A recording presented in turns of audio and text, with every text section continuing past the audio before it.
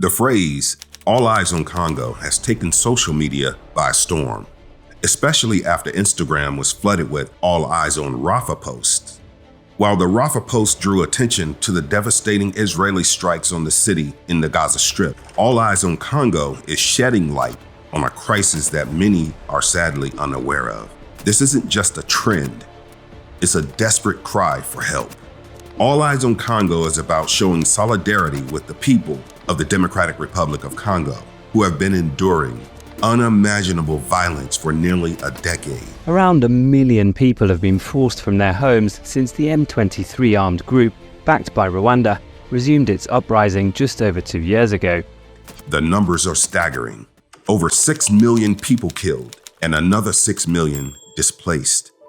These aren't just statistics. They represent real lives, families torn apart, and communities devastated. Join us as we dive into understanding why this resource-rich country in Central Africa remains trapped in a cycle of poverty and violence. Why is that? In a land so abundant with minerals and potential, its people continue to suffer and die every day. This isn't just another news story. It's a human tragedy that demands our attention and action. Let's not turn away. Let's put our eyes on Congo and make sure their voices are heard. Welcome to Black History Diary, a space dedicated to revealing and honoring the vast tapestry of African heritage. With a population well over 100 million people, the Democratic Republic of Congo is the second largest country in Africa and the 11th largest in the world. But we bet you've probably never heard much about it until now. That's partly because this country has gone through several name changes in the last few decades. Over the years, it's been called Congo Kinshasa, Congo Zaire, Congo DR, DR Congo, DRC, or simply Congo or the Congo. You might not know much about this country in Central Africa, but in some of the most luxurious offices around the globe, the Democratic Republic of Congo is quite famous. Why? The answer is simple, really.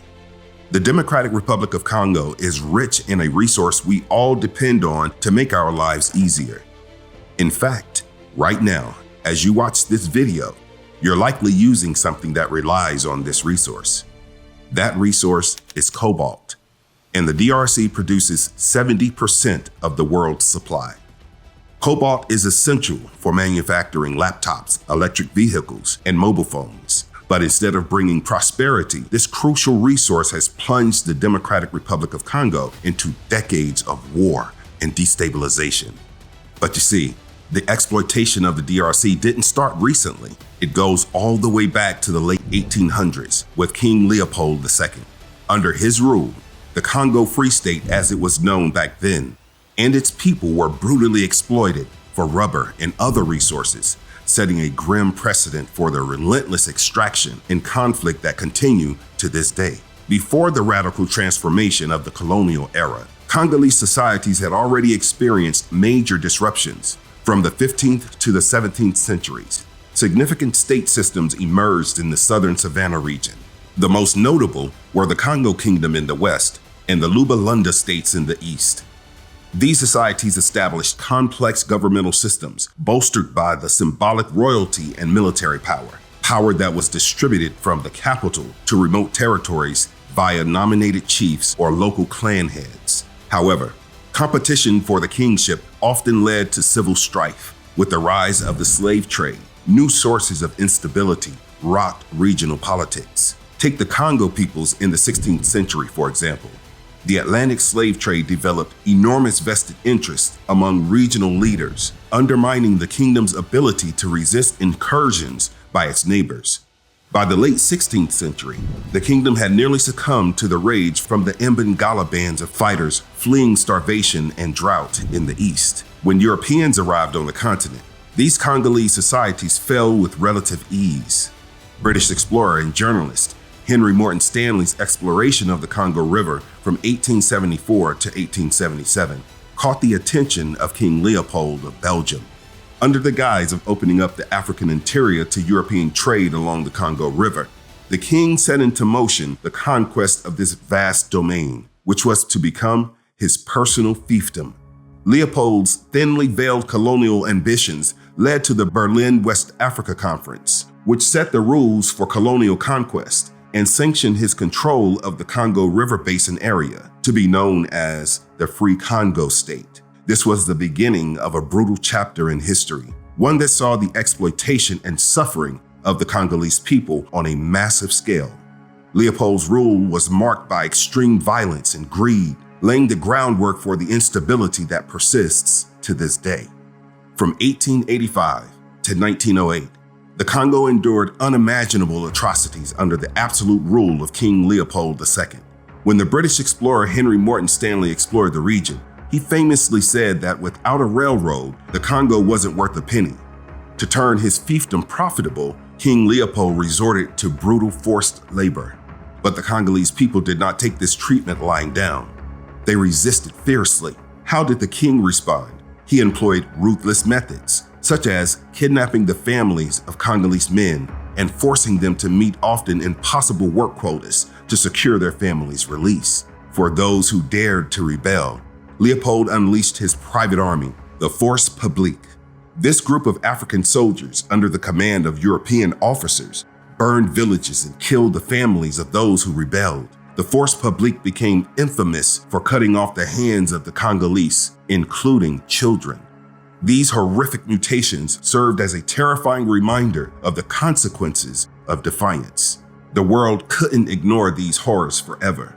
International criticism grew louder, and by 1908, the Belgian parliament voted to annex the Congo Free State. This move essentially bought the area from King Leopold, placing what was once his personal domain under Belgian rule. However, the destructive impact of Leopold's reign lasted far beyond his rule. The widespread social disruption not only complicated the establishment of a viable system of administration, but also left a legacy of anti-Western sentiment that fueled subsequent generations of nationalists. After Leopold was forced to cede the territory, it became a Belgian colony, but things only improved slightly. The Belgian colonial rule retained two key characteristics of Leopold's reign: treating Africans as children and maintaining strict political control and compulsion. Yes, the overt brutality of Leopold's rule over the Congo Free State was no longer present, but the exploitation continued, albeit in more subtle ways. The Belgian colony was resistant to political reform, denying the Congolese people any real taste of democracy until 1957.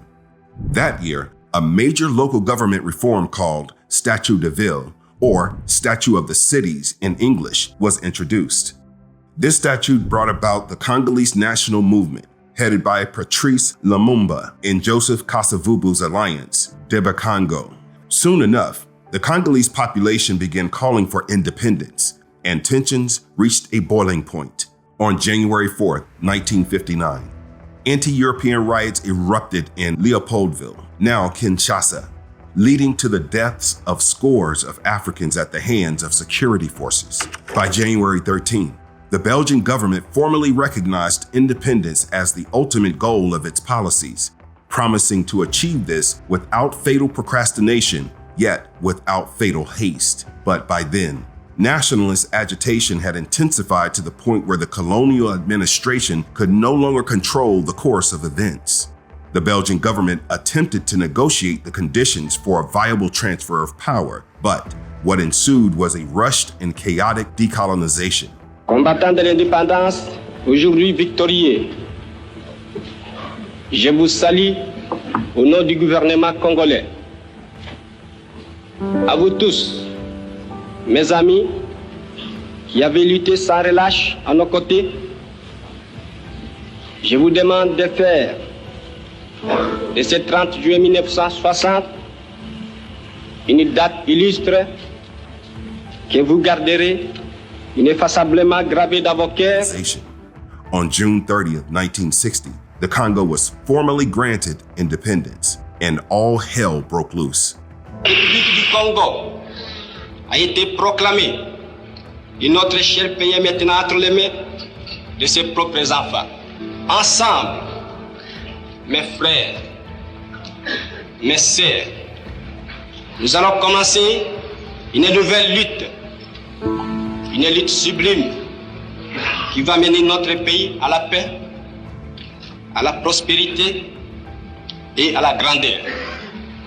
Nous allons établir ensemble la justice sociale et assurer que chacun reçoive la juste rémunération de son travail. This abrupt transition plunged the newly independent Congo into chaos, political instability, regional conflicts, and external interference turned the dream of freedom into a nightmare. At this point, you might be wondering, why the history lesson? You see, to understand what is happening in Congo today, we need to understand its bloody history and how far the country has come. After Congo gained independence from Belgium, it immediately faced a wave of secessionist movements. The Belgians left the country in disarray. And in the Congo's first national elections, Patrice Lumumba's MNC party outpolled Joseph Kasavubu's ABAKO and its allies, but neither side could form a parliamentary coalition. As a compromise, Kasavubu became president and Lumumba prime minister, but their partnership was uneasy at best. On September 5, 1960, Kasavubu relieved Lumumba of his duties, and Lumumba responded by dismissing Kasavubu. Suddenly, two groups were claiming to be the legitimate government. Meanwhile, on July 11th, Katanga, the country's richest province, declared independence under Moise Tshombe. Belgium's support for Katanga's secession lent credibility to Lumumba's accusations that Brussels was trying to reimpose its authority. On July 12th, Lumumba and Kasavubu petitioned UN Secretary General Dag Hammarskjöld for security aid.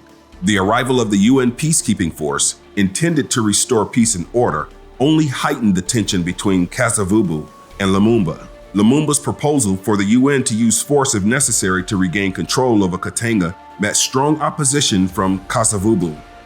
Desperate, Lumumba asked the Soviet Union for help in sending troops to Katanga. At that moment, the Congo crisis became entangled in the Cold War, drawing in global superpowers and further complicating an already volatile situation. The struggle for power and fight for control of Congo's vast resources set the stage for decades of conflict, leaving a lasting impact on the nation's path to stability. With Western influence in play, Lumumba was accused of being a communist, especially after he sought help from the Soviets. Lumumba believed that the wealth of Congo should remain in Congo to serve the Congolese, but the Western powers that benefited from the country's vast resources could not allow that to happen. According to sources, the United States Central Intelligence Agency and its counterparts in Britain and Belgium paid a group of Congolese military men, including Joseph Mobutu, to kill Patrice Lumumba. Lumumba's Pan-Africanism and his vision of a united Congo gained him many enemies. Both Belgium and the United States actively sought to have Lumumba overthrown or killed. The CIA ordered his assassination but could not complete the job. Instead, the United States and Belgium covertly funneled cash and aid to rival politicians who seized power and arrested President Lumumba. This is how it was reported in a Universal Studios newsreel in December of 1960. He was imprisoned and executed by firing squad on January 17, 1961. Mobutu Sese Seko seized power in a coup d'etat. Mobutu renamed the country Zaire in 1971 and instituted a harsh personalist dictatorship until he was deposed in 1997 during the First Congo War. The country's name was later changed back, and it was embroiled in the Second Congo War, which killed 5.4 million people between 1998 and 2003. The First Congo War, often called the First African World War, set the stage for the ongoing crisis in Congo today. For context, in 1994, the Rwandan government, its army, and the Interahamwe militia carried out a horrific genocide against the Tutsi population, killing over 500,000 people. Defeated by the Rwandan Patriotic Army, the government responsible for the genocide fled to the Congo, then known as Zaire. Along with over 1 million Hutu refugees, these exiled forces set up camps along the border, rearming and reorganizing for future attacks on Rwanda. Despite their illegal activities under international law, the UN and the global community did nothing to stop them. In late 1996, the Rwandan government sent troops into Congo, claiming they needed to stop cross-border attacks and protect the Banyamulenge, Congolese of Tutsi descent, who were threatened by local leaders. Rwandan soldiers, alongside the Allied Democratic Forces for the Liberation of Congo, a hastily formed coalition of Congolese forces, attacked the refugee camps, killing tens of thousands, many of whom were unarmed civilians. Hundreds of thousands of refugees returned to Rwanda, some voluntarily, others forced by Rwandan troops. About 200,000 escaped westward through the forests. In the following months, RPA and the AFDL troops continued to massacre civilians. Despite the chaos, thousands of ex-soldiers and militia members regrouped to fight the Rwandan forces. Uganda also sent troops to support the AFDL. Under Laurent Kabila's leadership, the rebel group and its Rwanda and Ugandan allies marched on Kinshasa, Congo's capital, and ousted President Mobutu in May 1997. Rwanda invaded Congo again in 1998, and several nations with strong interests, including Uganda, Zimbabwe, Chad, Sudan, and Namibia, joined the conflict. This led to the deaths of at least 250,000 individuals. To fuel these battles and defend themselves, Congolese government sold mining locations to foreigners. The vast wealth from these mines attracted armed groups who began fighting for control. But it wasn't just armed groups involved. According to the United Nations, neighboring countries, Uganda and Rwanda, are also fueling the violence. Rwanda and Uganda jointly founded the largest rebel group, M23, with Rwanda serving as its primary funding source. Yet, the blame doesn't stop there. The West and China are also complicit in exploiting Congo for its resources. They create conditions for instability and fail to ensure respect for international human rights in their global operations, including supply chains. Some bordering countries have an interest in destabilizing the region to control its mining zones. For China and the West, the goal is to keep electronics production costs low. Congo is incredibly rich in natural resources, including rubber, timber, oil, gas, gold, diamonds, copper, lithium, coltan, and cobalt.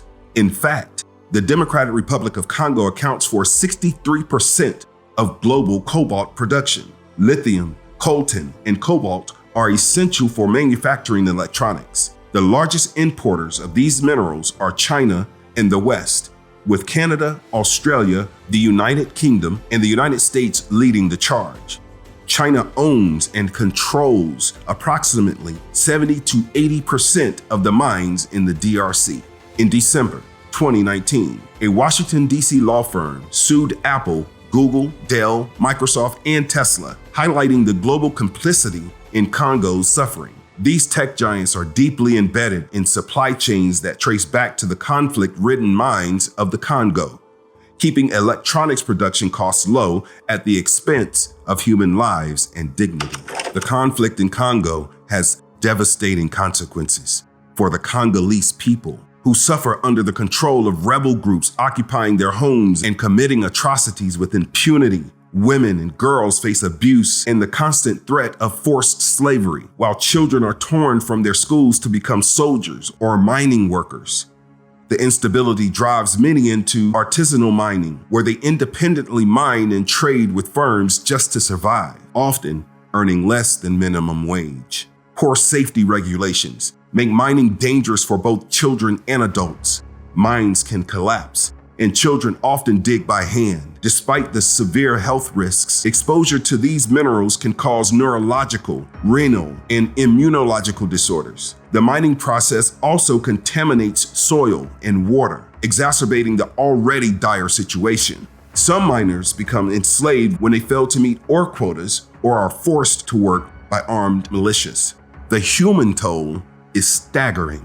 About 7 million people have been internally displaced. This insecurity has triggered the world's largest food crisis, affecting 26 million people. In a recent and alarming development, Dr. Barema Hama Sambo, the World Health Organization representative in the Democratic Republic of Congo, stated, DRC is the second largest displacement crisis globally after Sudan, with more people forced to flee the violence since the start of the year. This crisis paints a bleak picture. United Nations assistance organizations have indicated that more than 2/5 of the DRC's children, approximately 6 million, are suffering from chronic malnutrition. This severe illness not only stunts physical growth, but also impedes cognitive development, with extreme cases posing a risk of death. Women and girls bear a disproportionate share of the burden during this unrest. In 2023, the DRC reported over 30,000 cases of gender-based violence, ranking among the highest in the world. This violence has far-reaching consequences, including widespread displacement. In 2024, the conflict displaced over 1 million people, worsening food scarcity and driving up market prices. What's happening right now in the Democratic Republic of Congo feels like history repeating itself. After Congo's hurried independence in 1960, it became a pawn in the Cold War, with the Soviet Union and the West vying for control over its vast cobalt resources. The West installed a tyrant, and kleptocratic Congolese elites exploited the mines for personal gain. During the Rwandan genocide, France armed the genocide perpetrators who fled into the Congo, adding to the region's turmoil. Today, China is accused of neocolonialism, exploiting corrupt governments for economic gain, and creating conditions reminiscent of colonial times. This includes dangerous working conditions and widespread labor mistreatment. The cycle of exploitation and violence continues, impacting the lives of millions. Recently, the social media campaign All Eyes on Congo has sparked heated debate online, drawing attention to the ongoing bloodshed in the Democratic Republic of Congo. The movement began with an image of Congolese children with the slogan, "All Eyes on Congo," and quickly gained traction. The Friends of Congo, a Washington-based peace advocacy organization, joined the cause, giving the campaign a boost.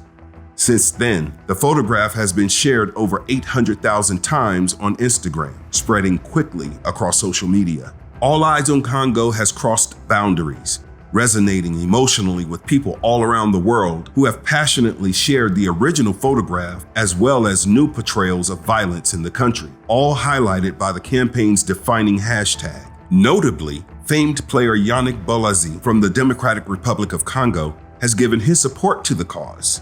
Bolazi promoted togetherness on social media with the phrase, "Together is always stronger."